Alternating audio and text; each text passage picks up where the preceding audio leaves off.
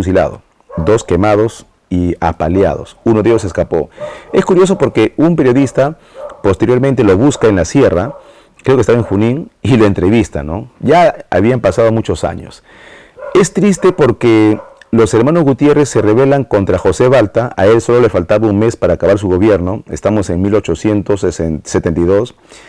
Y muchos historiadores se lamentan porque dicen que esos hermanos que murieron, 3 de los 4, hubieran servido en la guerra con Chile. Incluso algunos llegan a creer que si ellos no hubiesen muerto, otro tal vez hubiera sido el resultado de la guerra con Chile. Pero bueno, ¿qué te puedo decir? No se puede analizar lo que no fue o lo que pudo haber sido, sino lo que es. Pero sí, es una gran pérdida la de los hermanos Gutiérrez. Hay una obra, estimada Greta, de un autor que narra de manera histórica ese momento, ¿no? Estoy buscando ese libro, porque hay muy pocos libros que hablan específicamente de la rebelión de los hermanos Gutiérrez. Pero ahí tengo contenidos en mi canal de YouTube, el Profe Galarza. Visiten mi canal. Quien habla tiene su canal de YouTube, el Profe Galarza. Por favor, se inscriben en mi canal. Y aquí también, ¿no? Así es, estimada Greta. Si tienes otra pregunta, con gusto te puedo compartir.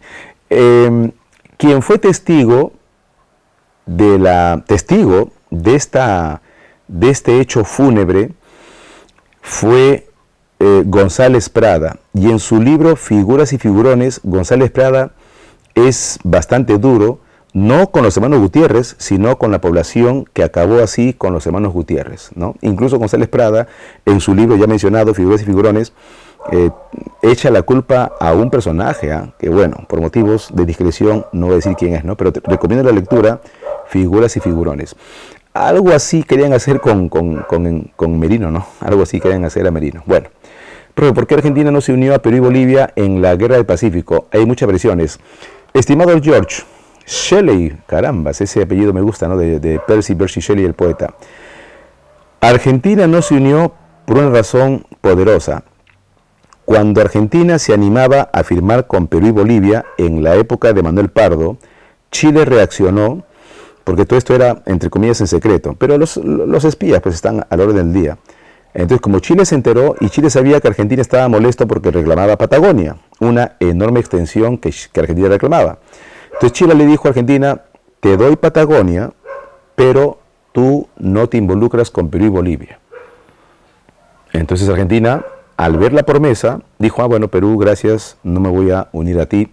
Dicho y hecho, cuando estalló la guerra con Chile, en 1879, Chile le entrega, en ese mismo año, ni siquiera tuvieron discreción, ¿no? Le entrega Patagonia a Argentina. Eso lo encuentras en cualquier libro de la historia de Argentina acerca de... Por ese motivo, principalmente, estimado Shelley. Y porque Chile estaba también en conversaciones con Brasil. Entonces el tema de la guerra del Pacífico es un tema bien interesante, bien geopolítico, como un preludio de la próxima guerra mundial, ¿no? Porque después de esa guerra, la guerra más importante es la Primera Guerra Mundial.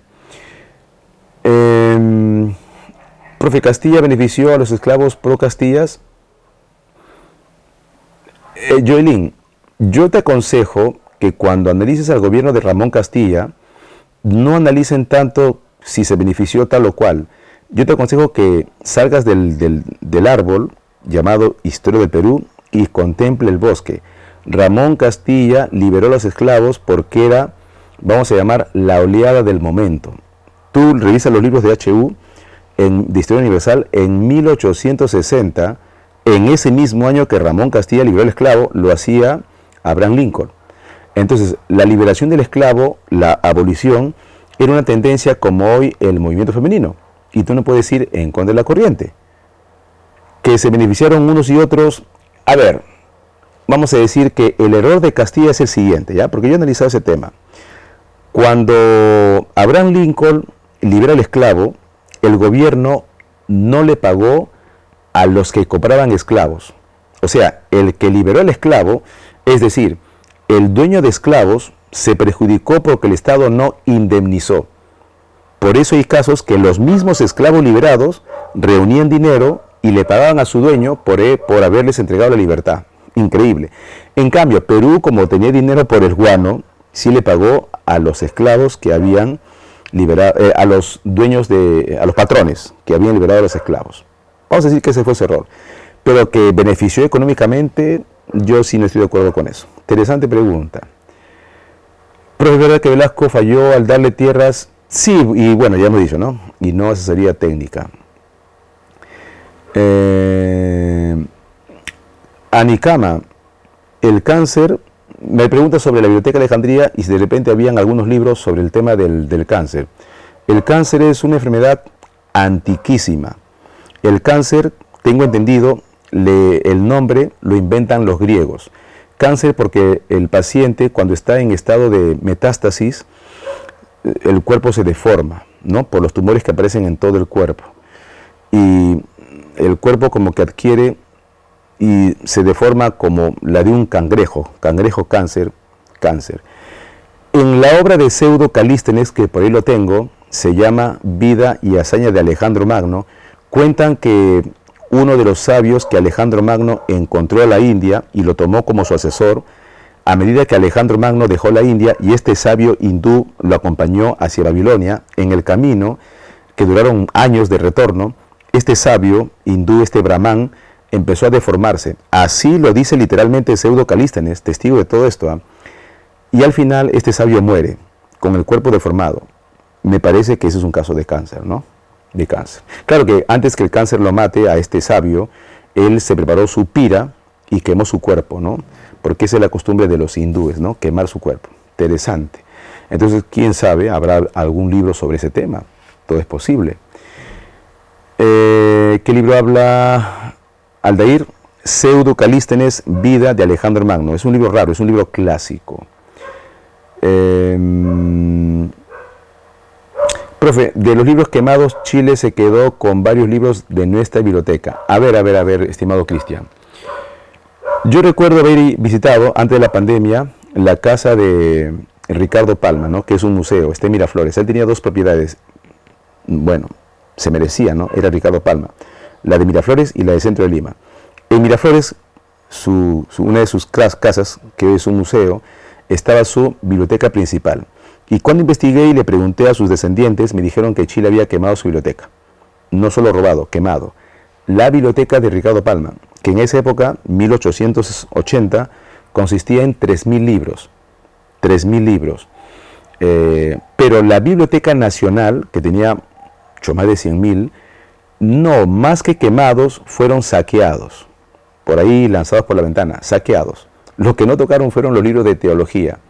Entonces, quemados, la de Ricardo Palma y seguramente la de González Prada, que también fue saqueado y quemado. Pero la Biblioteca Nacional, tengo entendido, más que quemado, que habrá sido un grupo, fue sobre todo saqueado. Y sí, se lo llevaron a Chile. Alan García, segundo gobierno, reclamó algunos libros y devolvió algunos libros, pero pocos, ¿no? Y los manuscritos lo tienen ellos. Así es. Ah, qué gusto. Profe, ¿y si los alemanes con Hitler como líder no atacaban la URSS? Claro, nuevamente, Antonio, el consejo de los sabios, ¿no? No analices lo que no pudo haber sido, sino lo que fue. Entonces, nunca sabremos qué hubiera pasado, ¿no? Pero Hitler atacó Rusia como Napoleón y ese fue uno de sus errores. Pero en la Primera Guerra, ahora, no tanto error, creo, ¿ah? Ahora que me pongo a pensar, en la Primera Guerra, Alemania ataca a Rusia. Y no fue un error. Rusia se rinde, ¿no? Yo recuerdo haber debatido esto con un grupo de amigos que les encanta la historia, no solamente historiadores, empresarios, abogados, de todo. Y todos decían que el ejército ruso, el ejército ruso, ¿no? Y yo le tengo cariño a todas las culturas, pero yo le decía, disculpen, pero no es el ejército ruso. ¿Cómo que no? Me dijeron, profesor. No, porque si hubiera sido el ejército ruso, entonces Rusia hubiera ganado la Primera Guerra. Y Rusia pierde. Pierde porque la cabeza, en este caso Nicolás II, no estaba a la par con el soldado. Entonces, si el soldado es idóneo y no la cabeza, o sea, el gobierno, no sirve. En cambio, en la Segunda Guerra, Rusia gana porque Stalin gobernaba. Y Stalin desmitificó a los soldados alemanes. ¿Ya? Entonces, es un dato interesante, ¿ah? Pero bueno, fue un error, de todas maneras, el ataque de Alemania en la Segunda Guerra, ¿no? Pero, ¿por qué unos dicen que Pirola fue traidor y por qué otros no? Shadow, interesante. Yo investigué ese tema y lo sigo investigando. ¿Ya? Yo te hago, y para todos, ¿no? Sin ánimos de nada. Yo no tengo por qué defender a Piérola, ¿no? Y voy a decir lo que decía Sócrates, ¿no? Perdón, voy a decir lo que decía Platón. Soy amigo de Sócrates, pero más amigo de la verdad. Entonces, vamos a decir, yo tengo cierta, vamos a decir, admiración a Piérola, pero más a la verdad. Piérola, o mejor dicho, tú lees a Jorge Basadre, Clemen Marca, Caivano, entre otros, Rubén Vargas Ugarte, entre otros historiadores, y no dicen eso de Piérola que es un traidor. Más bien hay un grupo reducido que sí dicen que es traidor, ¿no? Entonces ahí viene pues el deber del historiador e investigador, de llegar a la verdad. Algo así como lo de Blasco, ¿no? Para muchos lo peor, para otros lo contrario. Entonces mi conclusión hasta ahora, de acuerdo a mis investigaciones, es que no. Lo que sí lo tildo a Piérola, como peruano que soy, investigador, es de incapaz. ¿No? Y eso sí, incapaz, ¿no? Inexperto en la guerra, porque él era civil, que no pisaba tierra. Pero, como le digo siempre a mis alumnos o a mis amigos, ¿no? Es diferente ser un incapaz, una persona que no ve la realidad porque medio soñador, con ser un traidor, ¿no? Hay una, creo que gran diferencia. Eso te puedo decir, estimado, ¿ya? Sería bueno hacer un contenido, ¿no? Está en mis planes de hacer un contenido y siempre aconsejo que no me hagas caso a mí. Lee las biografías de Piérola, todas las que hablan en favor y en contra, y tú sacas una conclusión, ¿no? Y tú sacas una conclusión. Bien, es como leer los periódicos, ¿no? No solamente puedes leer periódicos de tu grupo, vamos a decir, de tu afinidad ideológica, no, lee también el contrario y tú sacas la conclusión. Bien, interesante. Profe, ¿por qué se habla muy bien de Mariátegui? Estimado Yuri, muy buena pregunta. José Carlos Mariátegui, uno, no estudió ninguna carrera por su condición. Y dos, su pensamiento es elevado, como si hubiera estudiado en la mejor universidad y como si hubiera sido un gran filósofo. Entonces, ¿cómo no admirarnos de un personaje que nunca pisó una universidad y que cuando tú lees su libro, sus ensayos, te topas con un pensamiento elevado, con una persona que entiende el mundo en su época? Él es de 1920 y 30, ¿no? Eso asombra. Por eso los rusos se quedan tan sorprendidos que hubo una época, los 80, donde Mariátegui pues era un personaje que los estudiantes se basaban en él para hacer su tesis. Ahora, Perú siempre ha tenido influencia con el marxismo, hablemos las cosas claras, y Mariátegui trajo el marxismo a Perú, creando el Partido Socialista, que cuando muere se convierte en Partido Comunista, ¿no? Allá por 1930. Entonces todo eso hacen de él que le tengamos una gran simpatía. Y su libro, Los 7 ensayos, entre otros libros, su biografía, fascinante, sorprende. Y a veces cuando me pongo yo a leer a periodistas o filósofos de América Latina, se admiran por el pensamiento elevado de Mariátegui en sus 7 ensayos, ¿no? Tratando el problema del indio y del obrero. Por eso. Pero ahora, Mariátegui, en la época actual, y llevar su pensamiento y hacerlo realidad en la época actual, no, pues Mariátegui es de una época. Es como intentar no sé, hacer realidad lo que dice Marx. No, Marx es de una época. Bueno, eso te puedo decir, ¿no? Curiosamente, el partido político que ganó en las últimas elecciones, Perú Libre, su fundador, se declaró marxista, leninista, mariateguista, ¿no? Eso lo ves tú en lo que él, Cerrón, admitía, ¿no? Cuando le preguntaban de qué ideología es. Profe, hay un triángulo en la frontera de... Sí, el hito de la Concordia, claro. Lo que pasa es que eso es un tema bien interesante y bien amplio. Y déjame, te prometo, estimada Yasmín, hacer un contenido sobre el tema.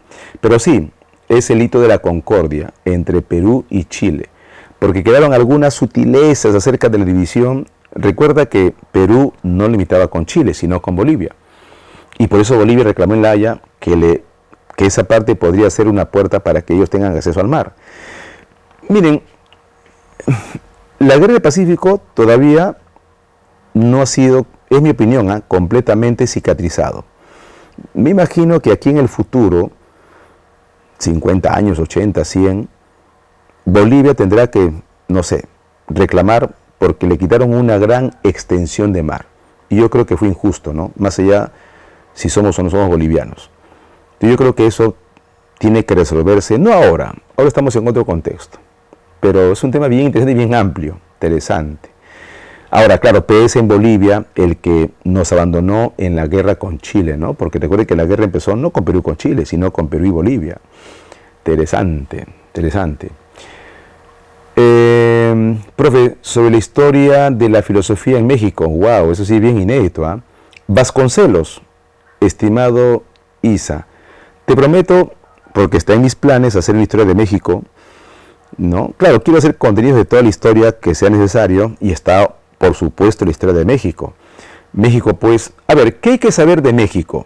¿No? País hermano, nuestro hermano mayor, entre comillas. Hernán Cortés conquistó a México, a los aztecas, y así como Pizarro se unió con los huancas, chachapoyas y tayanes, Cortés se unió con los tlaxcalas, con los totonacas, y así como Cortés capturó a Moctezuma, Pizarro capturó a Atahualpa. Estoy haciendo analogía, ¿no? Y así como se reveló un Manco Inca en Perú, allá un Cuauhtémoc. Luego se convirtió, antes que Perú, México, en un virreinato. Y muchos virreyes que tuvo Perú primero fueron de México.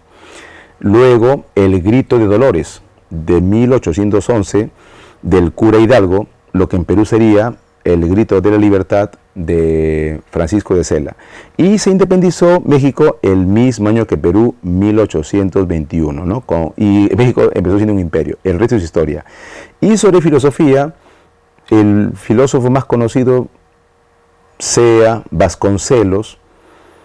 Hay más, hay sacerdotes, disculpe que no recuerdo ese nombre, pero el problema es que la filosofía en México, estimado Isa Alexis, tiene esa, vamos a decir, tiene ese problema de que es una copia de la filosofía occidental, ¿no? Por eso el lúcido peruano Salazar Bondi hace una pregunta del millón, ¿no? Peruano tenía que ser.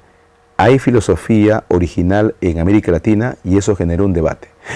Es más, cuando Aya de la Torre, hablando de filosofía y política, va a México, sorprendió a los mexicanos. Por eso Aya de la Torre, hace 100 años, en 1924, crea el APRA en México.